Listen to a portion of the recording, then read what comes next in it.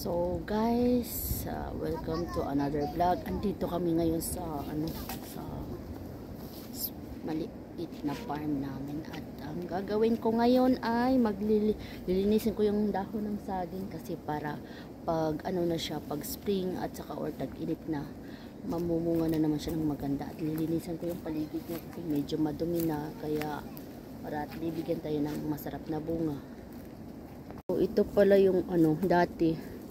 Nalinis na pala yan ng pinsan ko. Tapos doon sa kabila din, doon yung pinakamarami kong banana. Tapos, yan, dalawa kong anak ko. At ito yung puno na yan, nabibenta yan. Pag marami kang ganyan, magkakapira ka dito sa amin, sa lugar namin. Kanya, sisimulan na natin yung ating paglilinis ng ating, huwag ka sanang matong. Yan, kompleto. Tapos, pagkatapos nito, pag medyo bababa kami sa baba at manguha kami ng mga shells kung anong mayroon. Iba ata yung nadala kong pang kawit dito. Parang hindi maganda.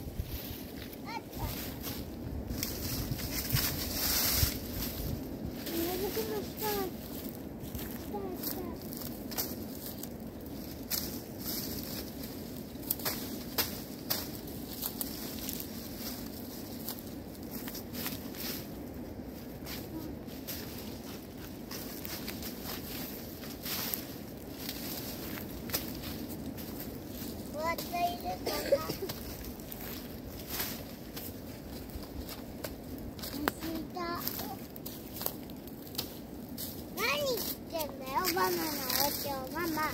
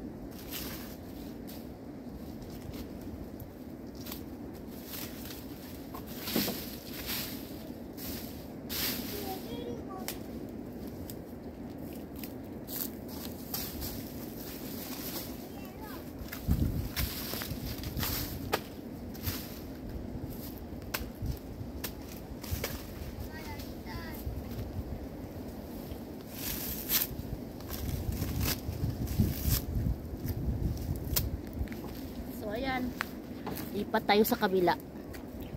Nagyayaw-yaw pala ako hindi pala na-on yung camera. Sabi ko, ito yung pinakamaraming puno dito sa amin. Ayan, dito rin nalinis na rin ng pinsang ko. So ito banana daw, yung mabenta dito sa Japan. Ang mahal-mahal pa naman, kaya naghanap talaga ako ng guys, yung baga parang kardaba ba yun sa Bisaya, ewan ko kung ano yun sa Tagalog. Tapos yan, tingnan natin, ito matagal na to, yan tapos yan ay papayang lalaki daw. Kwaso na, yan ang anak kong panganay, kura. Tapos ito, ewan ko kung anong papaya ito, kapag tataba na yan pag maganda yung panahon. Yan, ito yung mga tanim namin ng kapatid ko nung pumunta siya dito noong 2023. At 2023, malaki na, may mga anak na rin siya. At dito may mga tanim din ang pinsan ko yan. Tapos doon parang sumisibol na. Kaya, pag inulan to at maganda ang panahon, yung ulan init ba? Yan, meron pa yung ilan. Yung ko itong tinanim ng pinsan ko. Parang malnourished naman. Okay, yummy tea. Gusto ng anak ko maglinis-linis daw siya. Ayan. O, so, sige, halika dito. Okay. Pari mo, oh. Okay. Okay. Kuri to, kuri. Tuturuan ko siya. Oi,俺が次やるんだよ。見て。ねえ、早く。よか、あ、触らないでよ、あそこに。触らないでって、こっち。見たね。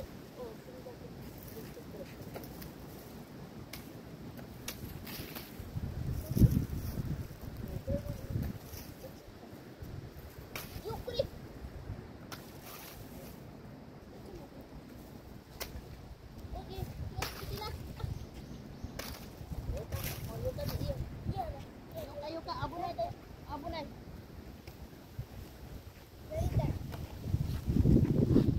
Namunga na siya guys.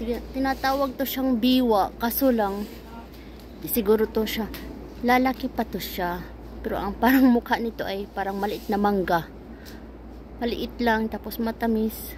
Pag naasikaso. Pero naubos lang to ng ibon dito. Ayan.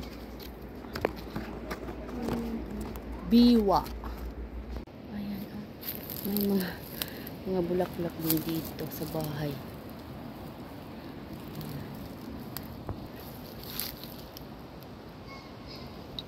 So guys, tatapusin ko na yung video dahil kanina nagpunta na kami sa dagat at na-busy na rin ako. So yung mga kuha ko na video sa dagat is i-upload ko lang next time. Thanks for watching. Until next time, don't forget to subscribe and comment down below. Bye bye.